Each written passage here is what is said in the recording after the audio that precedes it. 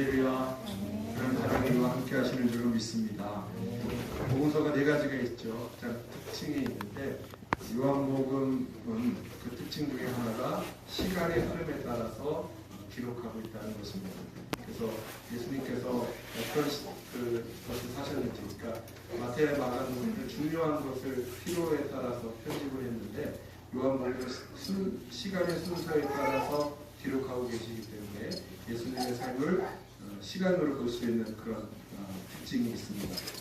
1장에 보면 이튿날이라고 하는 표현이 있어요. 예수님께서 사역을 하시고 그 이튿날, 그 다음 날, 그 이튿날, 그 다음 날, 이튿날, 그 다음 날 이렇게 세 번 나옵니다. 그러니까 오늘 나오는 이 본문의 2장의 이 사흘째라고 하는 것은 사실은 따지고 보면 다섯째 날이 돼야 됩니다. 근데 여기서 2장을 시작하면서 사흘째라고 말하고 있습니다. 왜 사흘째라고 얘기하냐? 이 사흘이라고 하는 것은 생명의 숫자입니다.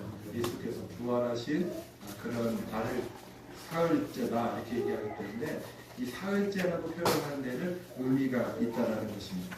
이 사흘째가 우리에게 주는 어떤 의미가 있는지에 대해서 말씀을 토대로 같이 은혜를 나누려고 합니다.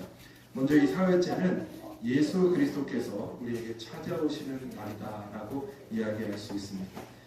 시간의 흐름이 있었지만 특별히 이 사흘째라고 하는 그날에 예수께서는 갈릴리 가나의 혼인잔치에 찾아가셨다는 것입니다. 우리는 시간의 흐름대로 살아갑니다. 아침이 되고 저녁이 되고 하루를 보냈다라고 이야기합니다. 어느덧 일주일이 지나고 한 달이 지났습니다.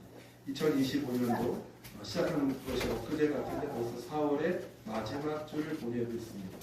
그냥 우리는 시간의 흐름 속에 살아가고 있는 것입니다. 이것을 헬라어로는 크로노스라고 얘기하죠.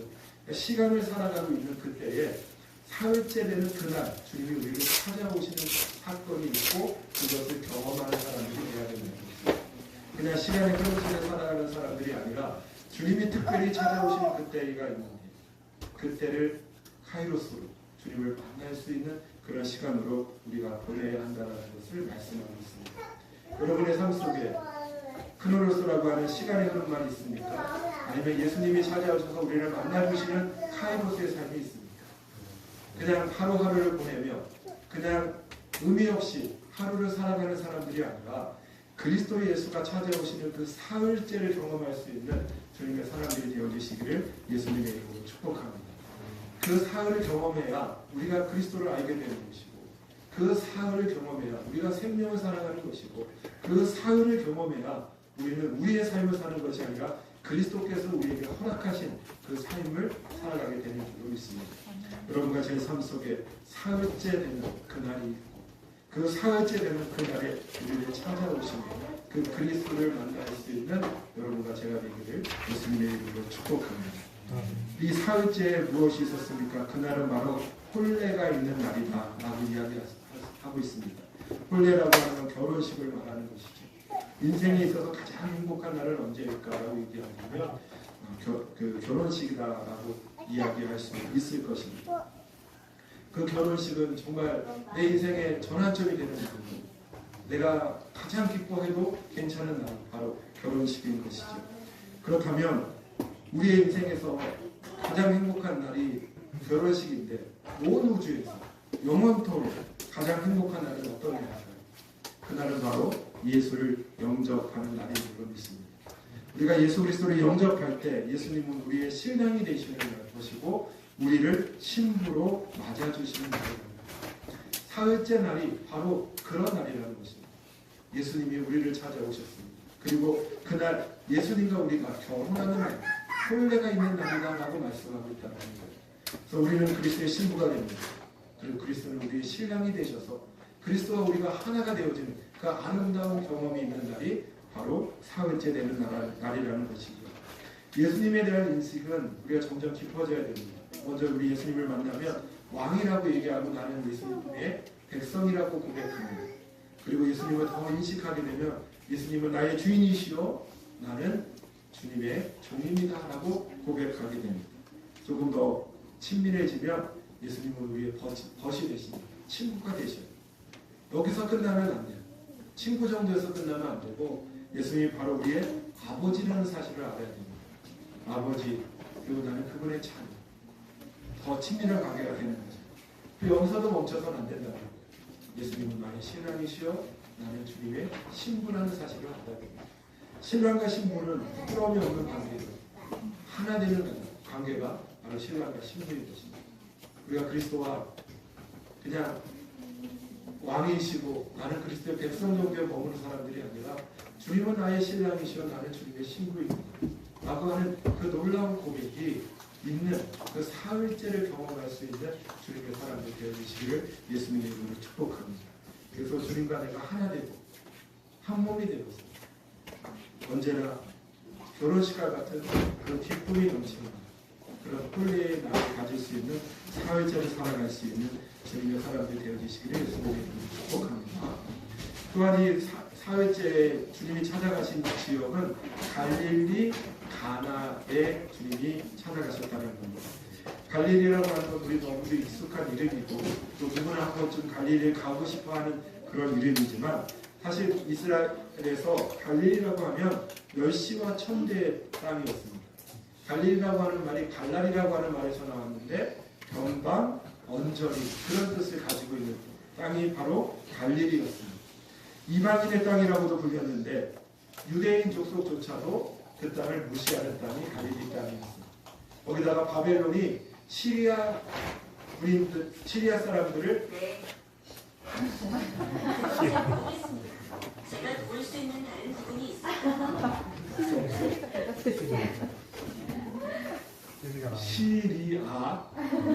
시리아 사람들을 갖다가 강제로 이주시킨 곳이 바로 갈릴리였어요. 그래서 그곳은 피가 섞인 땅처럼 이방의 땅이 됐습니다. 로마의 군대가 와서 주둔한 지역도 바로 갈릴리였습니다. 그렇기 때문에 갈릴리라고 하는 그 이름은 굉장히 멸시받는 이름이요 천대받는 이름이었어요. 사실 팔레스타인에서 일어나는 그 수확물의 90%가 갈릴리에서 일어나요. 얻어져요. 그러니까 그들이 없으면 자기네가 먹고 살지도 못하면서도 갈릴리 하면 굉장히 무시하고 천대하는 땅이었다는 거예요. 갈릴리의 가나라고 하는 곳은 갈대의 땅이라는 의미를 가지고 있습니다. 갈대라고 하는 것은 좋은 의미가 아니에요. 그냥 깨지기 쉽고 약한 그런 것이 바로 갈대의 상징이었습니다. 멸시받는 땅이요 천대받는 땅, 깨지기 쉬운 그 땅에 지금 예수님이 찾아오셨습니다. 갈릴리 가나는 무엇을 얘기하겠습니까? 바로 우리를 이야기하는 것입니다. 우리가 세상에서는 이방인과 같이 그렇게 멸시받고 천대받는 존재, 깨지고 상하기가 쉬운 그런 존재가 바로 우리 존재라는 거예요. 그 땅에 주님이 찾아오셨습니다. 그리고 그 땅에서 무엇을 하셨습니까? 물이 포도주를 변하는 이 놀라운 표적을 일으키심으로 말미암아 11절에 보면 예수께서 이 첫 표적을 갈릴리 가나에서 행하셨다는 거예요. 사람들은 기억하지 않습니다. 사람을 인정하지 않습니다. 깨지고 상하기 쉽다고 물시하고 천대하고 멸시합니다. 주님은 그 땅을 찾아가셔서 거기에서 첫 표적을 일으키셨고 모든 사람들이 기억하는 땅으로 그 땅을 만들어 주셨다는 거예요. 우리가 세상 속에 살아가면서 누구도 내 이름을 알아보지 않습니다. 저도 너무 불만이 많아요. 내가 너무 능력이 많은데 사람들이 제 능력을 몰라줘요. 내가 저거 하면 잘할 것 같은데 안 시켜줘요. 내가 이거 하고 싶은 대통령이에요. 안 시켜줘요. 우리 세상에서 사람들이 인정하지 않습니다. 세상에서 사람들이 기억하지도 않습니다. 사람들이 나를 찾지도 않아요. 무시해요. 그런데 주님이 사흘째 되는 그날에 우리를 찾아와 주십니다. 그리고 우리 안에서 우리 삶 속에 첫 표적을 주님이 일으키시고 모든 사람들이 기억해요. 아니 사람들은 기억하지 못할지라도 주님이 기억하시고 그 아름다운 이름으로 우리를 만들어 주셨는 줄 믿습니다. 갈릴리 가나로 살아가시는 분들이 아니고 주님이 찾아오셔서 첫 표적을 일으키는 주님이 살아가시는 주님이 기억하시는 주님이 사용하시는 그런 아름다운 사흘째를 경험할 수 있는 주님의 사람들이 되시기를 예수님의 이름으로 축복합니다. 또한 이 사흘째는 물이 변하여 포도주가 된 날이 바로 이 날인 것이죠. 물이라고 하는 것은 성경에서 두 가지 의미가 있는데, 하나는 생명입니다. 주님 안에서 나오는 생명. 그것은 이제 그 물은 영원한 생명을 가리키죠. 그러나 다른 한편에서 물은 사망을 가리킵니다. 창세기에서 물로 가득했다라는 거죠. 그 수면에 물이 가득했다라고 하는 것은 사망이 가득했다라는 얘기예요. 그리고 이제 그 땅과 묻과 물을 구분하시는 것이 나타납니다. 그것은 무엇이냐면 사망의 바다에서 묻을 드러내심으로 말미암아 생명이 살 수 있는 공간을 하나님이 만드셨다라는 거예요. 또한 출애굽 당시에서도 애굽 병사들이 물로 다 심판을 받게 됩니다. 홍수의 심판도 무엇이었어요? 물로 받는 심판이었죠. 그런가 하면 우리 세례도 물에서 나오잖아요. 그 물은 사망의 물을 의미하는 것이에요. 물이 변하여 포도주가 됐다. 포도주는 건 무엇이냐? 포도라고 하는 생명에서 이제 즙이 나오는 겁니다. 그 즙을 짜지는 것이죠. 그 포도를 짜는 틀에서 짜져서 포도즙이라고 하는 생명을 담은 포도주가 되는 것입니다. 물이 변하여 포도주가 됐다라고 하는 것은 이 사망에서부터 생명으로 옮겨졌다라는 것을 우리에게 말씀해 주고 있다는 거예요. 사흘째가 되는 날, 주님은 우리를 찾아오셔서 사망에 있던 우리를 건지셔서 생명 안으로 넣어주시는 그 아름다운 일들이 우리 가운데 일어나게 되어졌는 줄로 믿습니다. 우리는 전에 사망 가운데 살았어요. 그래서 우리 아까 찬양하는 것처럼 아무 자격도 없는 그 찬양 유튜브에서 듣는데 그 밑에 그렇게 써 있더라고요. 내가 목사 안수를 지금 곧 받게 됐는데 내가 목사 안수를 받을 수 있는 자격이 있을까 고민하고 있더라고요. 근데 아무 자격도 없는, 아무런 사랑받을 이유가 없는 나를 주님이 사랑하셨습니다. 내가 주의 길에 걷겠습니다라고 고백하는 것을 보게 됐습니다. 우리는 그리스도가 없으면 사망입니다. 우리는 그리스도가 없으면 그냥 죽음의 길을 걷고 있는 거예요. 그런 우리에게 사흘째 되는 그날 주님이 찾아오신 것입니다. 그리고 우리를 그냥 물로 그대로 둔 것이 아니라 변하여 생명이 되게 하시고 포도주가 되게 하시고 그리스도의 생명이 가득하고 그리스도의 생명을 증거하는 주님의 사역자로 우리를 삼으시는 줄 믿습니다. 우리는 이제 물이 아니요 물이라도 그리스도의 생명을 담은 물이고 포도주가 되었고 다른 사람들에게 그 포도주를 공급하는 아름다운 사역이 우리에게 있다는 사실을 기억하시고 다른 사람들에게 그 그리스도의 생명 사흘째를 경험한 우리로서 다른 사람에게도 사흘째를 선물하고 그리고 사망이 아닌 물이 아닌 포도주로서의 삶을 살아갈 수 있는 주님의 사람들 되어지시기를 예수님의 이름으로 축복합니다. 다섯 번째는 이 사흘째는 어떤 날이었냐? 포도주가 떨어졌어요. 그 떨어진 포도주가 그리스도로 말미암아 영원한 누림의 포도주 공급받는 날이 바로 사흘째라는 것입니다.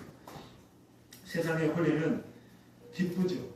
그러나 그 기쁨은 오래가지 않습니다. 그래서 결혼식 날의 그 기쁨을 가지고 평생을 사는 거죠.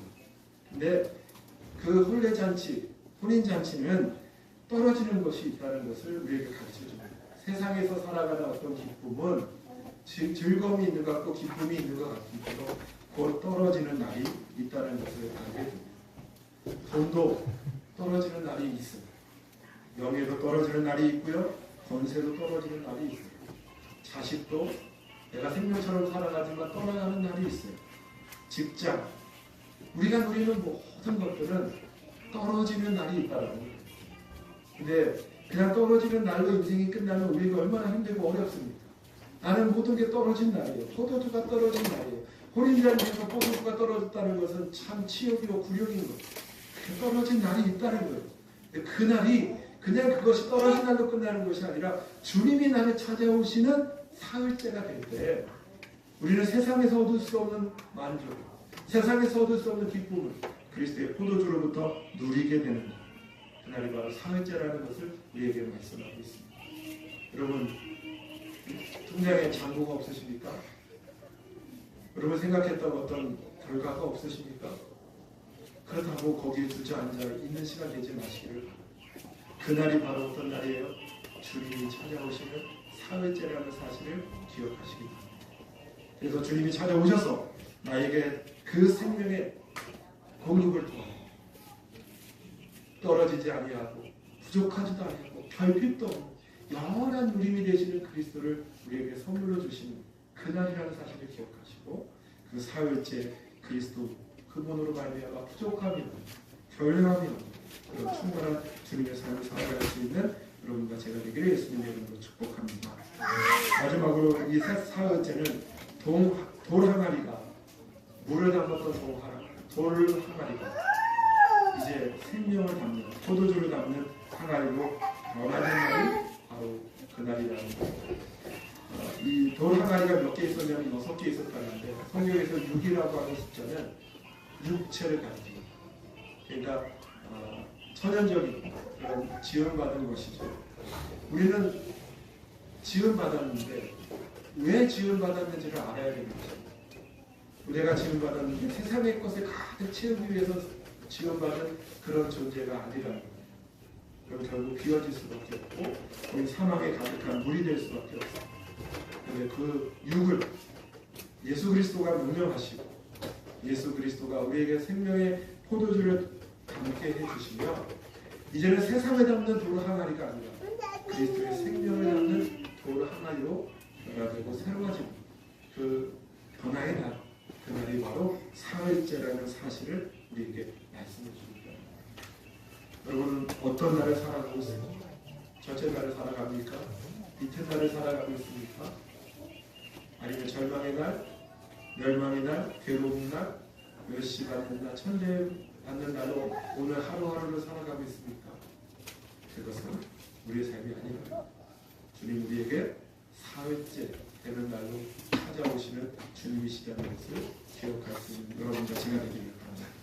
그래서 사흘째 찾아오시는 그리스도로 말미암아 우리의 인생이 날마다 호린잔치처럼 기쁨이 가득하고 사람들이 인정하지 않더라도 그리스도가 인정하고 그리스도가 기뻐하시는 아름다운 이름이 되고 또 사망이 변하여 생명이 되는 놀라운 일들이 우리 가운데 일어나고 있다는 사실, 그를 매일매일 우리 매일매일을 사흘째 되는 날로 기쁨으로 살아갈 수 있는 그런 주님의 사람들 다 되어주시는 예수님의